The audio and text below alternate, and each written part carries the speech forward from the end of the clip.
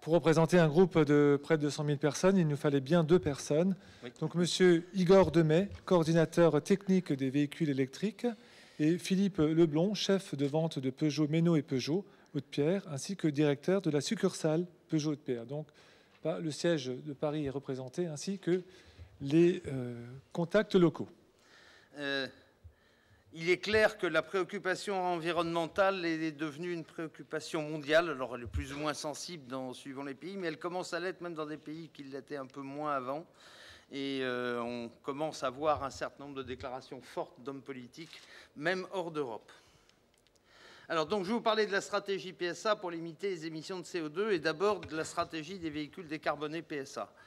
PSA a choisi une stratégie qui est celle de chercher à avoir une offre adaptée à chaque usage de client. Nous pensons que les véhicules électriques ont leur place. Je ne parle pas à 30 ans, je pense que là, ils auront une place absolument colossale. Mais ils ont d'ores et déjà leur place, mais que les véhicules hybrides ont leur place et que des véhicules thermiques extrêmement performants, par exemple en s'appuyant sur le stop and start ou en s'appuyant sur des petits moteurs thermiques très performants, ont aussi leur place parce que nous sommes sur des cas d'usage différents, sur des coûts de fabrication qui sont différents, sur des possibilités qui sont différentes en termes de performance du véhicule, en termes d'autonomie, qui font qu'il n'y a pas une solution unique. C'est sans doute une des choses d'ailleurs qui rend extraordinairement passionnant le travail du bureau d'études automobiles. Ça fait 50 ans que quand on travaille dans un bureau d'études automobiles, on fait de l'amélioration incrémentale. On fait un petit peu mieux à chaque génération de voitures.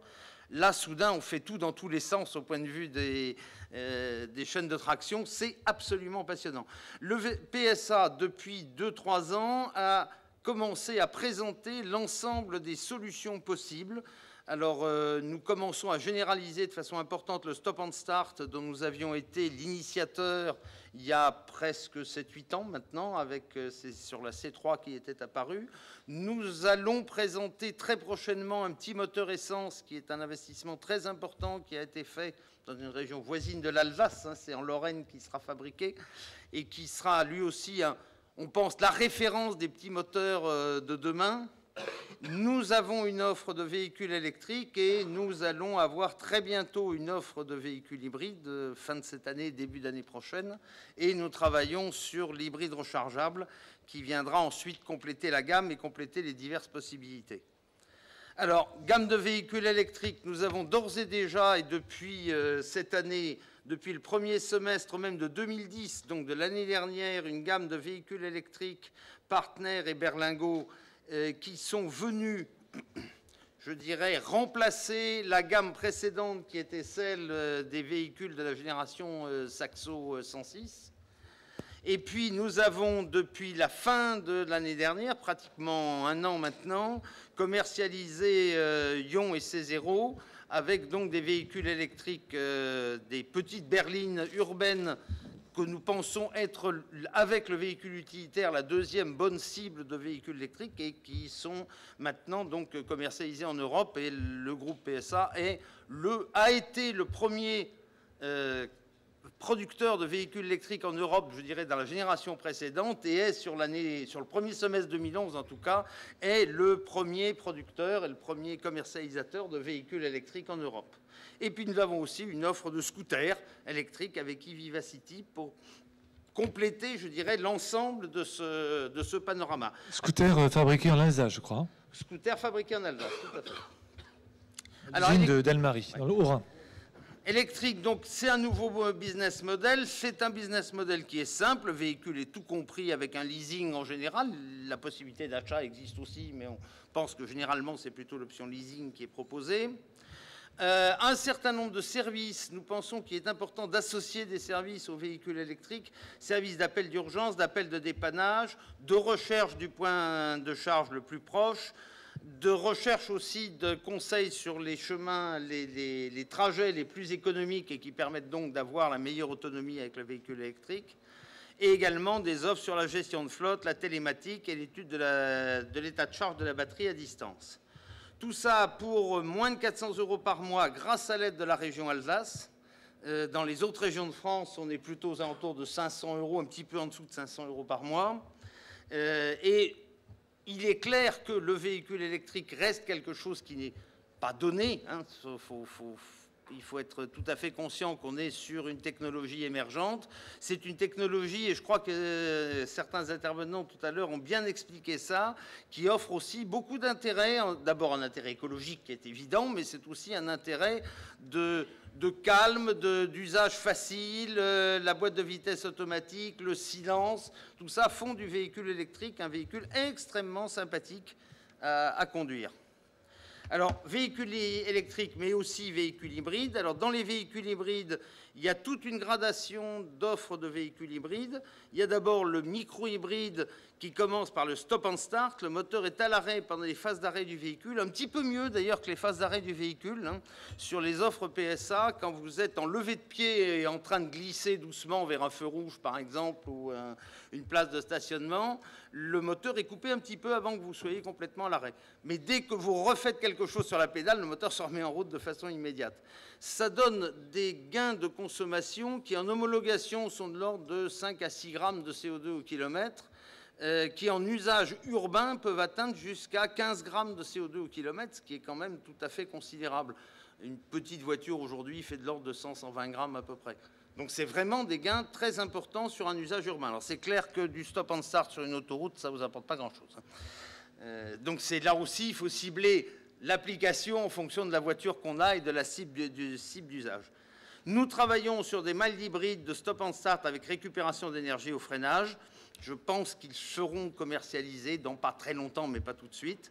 Et nous nous apprêtons à lancer un full hybride sur la 3008 HY4 qui offrira aux clients la possibilité, sur une voiture qui est quand même une voiture un peu haute, hein, on est dans la catégorie de ce qu'on appelle un crossover ou un petit monospace, c'est comme on veut, mais c'est à peu près ça, donc sur des voitures qui sont relativement lourdes et hautes, et elle est homologuée à moins de 100 grammes de CO2 au kilomètre, ce qui est tout à fait exceptionnel pour ce genre de voiture qui, en général, même en version diesel, hein, tourne aux alentours de 160 grammes.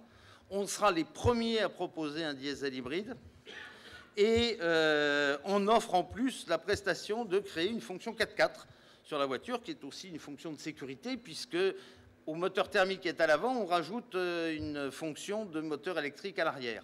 Alors tout ça, ça fait beaucoup de choses à mettre dans la voiture. Il faut mettre les batteries, il faut mettre le moteur électrique, il faut mettre une électronique de contrôle, etc.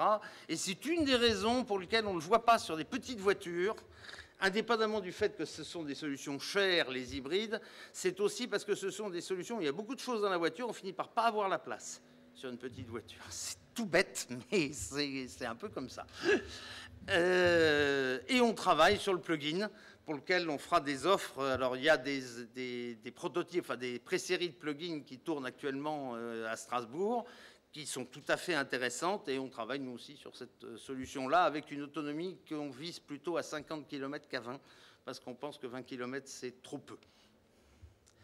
Alors 2 mots sur les infrastructures. Les infrastructures, c'est quelque chose qui est très important pour bien, je dirais, fonctionner. Un véhicule électrique ou un véhicule hybride rechargeable a besoin d'être d'une certaine façon rechargé.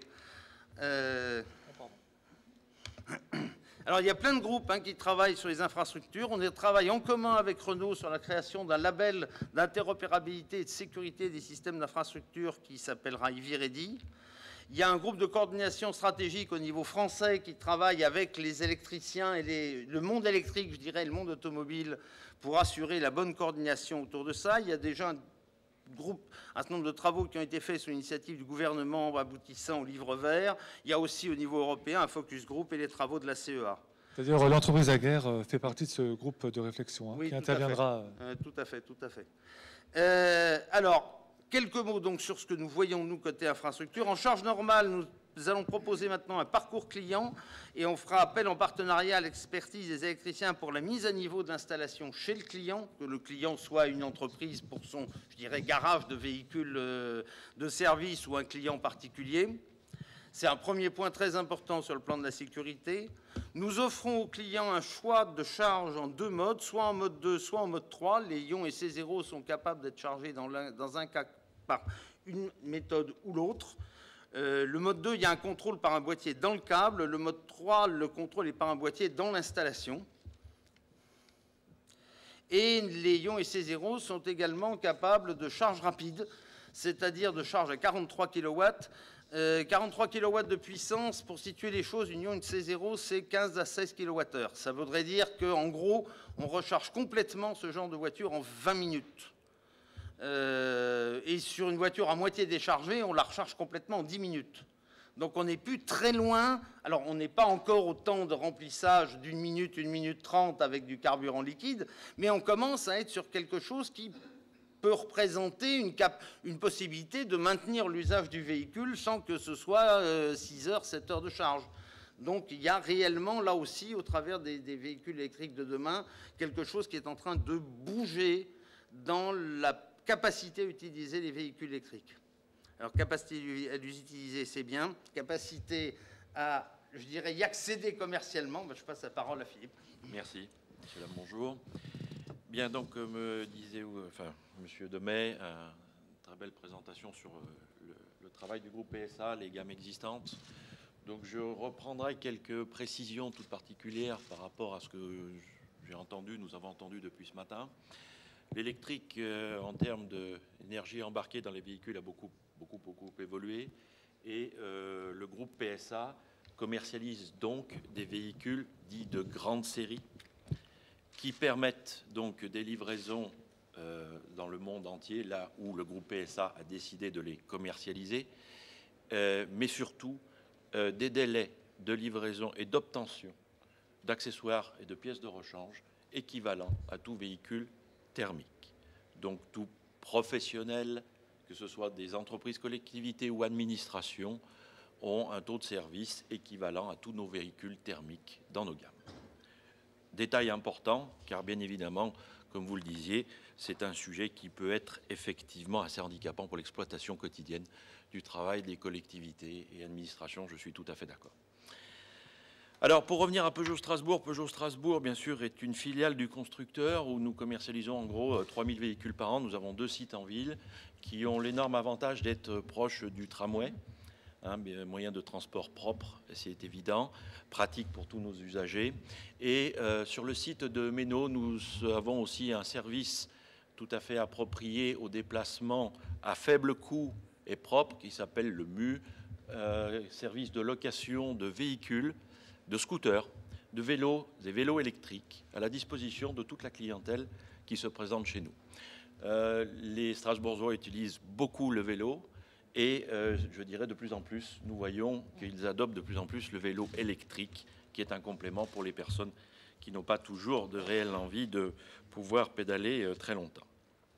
Alors, l'Aion, véhicule de chez Peugeot, qui est un véhicule de taille très réduite pour une utilisation urbaine indéniable et sympathique, qui permet donc d'emmener 4 personnes adultes, jusqu'à 1,95 m, 2 m sans aucun souci. Il y a une hauteur sous plafond assez exceptionnelle. Ce véhicule, grâce à l'aide de la région Alsace, nous permet de proposer un loyer tout compris maintenance, dépannage, assistance de 374 € par mois, comme vous le voyez, pour du 4 ans, 40 000 km, qui donne un usage de 10 000 km par an, qui est en deçà de 4 000 à 5 000 km par an d'un usage moyen pour un particulier. Bien entendu, vous voyez les services, donc véhicules à batterie, la maintenance, Peugeot Connect électrique en cas de besoin de contacter le constructeur pour une information, un renseignement, une défaillance. Tout le réseau Peugeot est à votre disposition.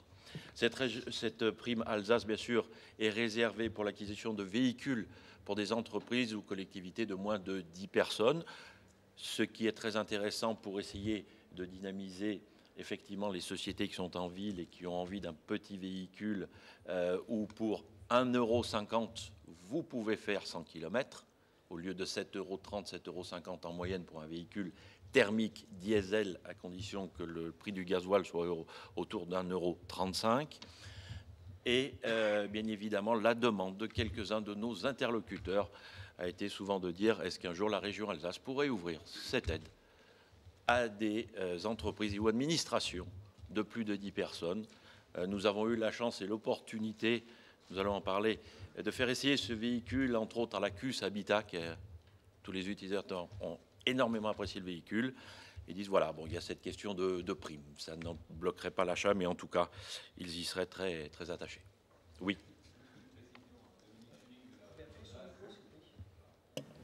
Oui, Dominique Schilling de la région Alsace. Depuis lundi, le Conseil régional a délibéré et donc les collectivités territoriales, quelle que soit leur taille, leur groupement ou les associations sont éligibles à la prime pour un véhicule par bénéficiaire. Ah bah excellente nouvelle, bravo. Bravo, très beau geste. Donc juste pour enchaîner, en fait aussi, je sais qu'à travers l'UGAP, à travers les organismes de financement, Crédit-Part et autres, vous avez perdu un peu les liens entre les collectivités et les fabricants. Sachez aussi que maintenant, grâce au seuil des marchés publics, il va passer de 4 000 à 15 000 euros hors taxe. Oh, oui, donc cela vous permettra de faire peut-être des mises en concurrence auprès de vos concessionnaires locaux et de plus forcément passer par des organismes centrales d'achat ou organismes de financement. Tout à fait. Donc merci pour cette information capitale qui était très attendue. Donc merci à la région Alsace. Vous voyez ici donc une présentation succincte du véhicule, quelques chiffres qui semblent intéressants, une capacité de rouler à la vitesse autorisée maximale sur les autoroutes françaises, qui permet que si on prend un petit bout d'autoroute pour aller dans le sud de l'Alsace, vous pouvez rouler aux vitesses autorisées. Une autonomie moyenne de 150 km qui permet une réelle utilisation du véhicule sur plusieurs jours, sachant que l'utilisation moyenne urbaine d'un particulier se situe autour de 40 km jour. Les véhicules de la gamme PSA sont en plus dotés d'un récupérateur d'énergie à la décélération, ce qui permet réellement de regagner 10-15 km sur un parcours de 100-110 km, ce qui est quand même très très intéressant. Bien sûr, ce véhicule qui a été pensé pour tout utilisateur existe aussi en version 2 places TVA récupérable pour certains professionnels, ce qui est un avantage réel en termes d'utilisation et bien entendu de récupération de TVA. Ici, vous voyez la photo d'une de nos autos qui sont à disposition tant en termes de location courte durée, pré-essai, suivant les besoins et les demandes de chacun de nos clients. C'est à Ménos, c'est dans le département MU, service de location courte durée, disponible 6 jours sur 7 sur ce site. Mais Peugeot commercialise aussi des véhicules et un véhicule utilitaire qui est le partenaire, motorisation électrique 100%, un véhicule de 3 mètres cubes qui permet d'avoir, alors c'est la deuxième génération de véhicules utilitaires, hein, comme disait monsieur Demey, qui permet d'avoir aussi une autonomie en moyenne de 100 km et un véhicule qui a des capacités de charge avoisinant les 600 kg, ce qui est quand même appréciable en utilisation régulière pour les professionnels, tout ça pour moins de 300 € hors taxe par mois, aussi toutes prestations incluses. Je terminerai sur les véhicules que nous allons prochainement commercialiser, comme disait M. Demey, qui sont des véhicules hybrides. Alors, comme vous le disiez très justement, effectivement, les premiers véhicules hybrides, surtout du groupe PSA, d'abord, ont une première caractéristique, c'est le premier lancement mondial de l'hybride diesel.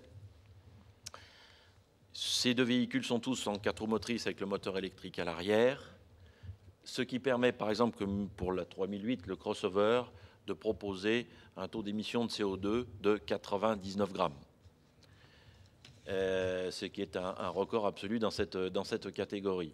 Alors, les véhicules seront disponibles en livraison autour de la fin du premier trimestre 2012 et nous espérons pouvoir faire essayer à la clientèle ces véhicules dès la fin de l'année. Tout dépendra des disponibilités et de la validation du service qualité du constructeur qui, vous l'imaginez, à ce niveau de produit et vu la première mondiale, fera tout ce qui est ses possibilités pour commercialiser un véhicule de très grande qualité. Et le deuxième véhicule sera donc la 508 RXH Break All-Road, qui sera aussi une hybride qui fera 200 chevaux, qui se décompose en 67 chevaux moteur thermique et 163 chevaux en moteur thermique et 37 chevaux en moteur électrique. Voilà. Si vous avez bien entendu des questions ou vous souhaitez voir, découvrir, essayer des véhicules, des vélos électriques ou des scooters, toute l'équipe de Peugeot Strasbourg, en tout cas, est à votre entière disposition. Et nous remercions encore la région Alsace pour toutes ces dispositions qui sont un vrai moteur pour la vente de ces véhicules. Merci. Un rappel quand même, donc, 5000, peut-être nous rappeler les aides.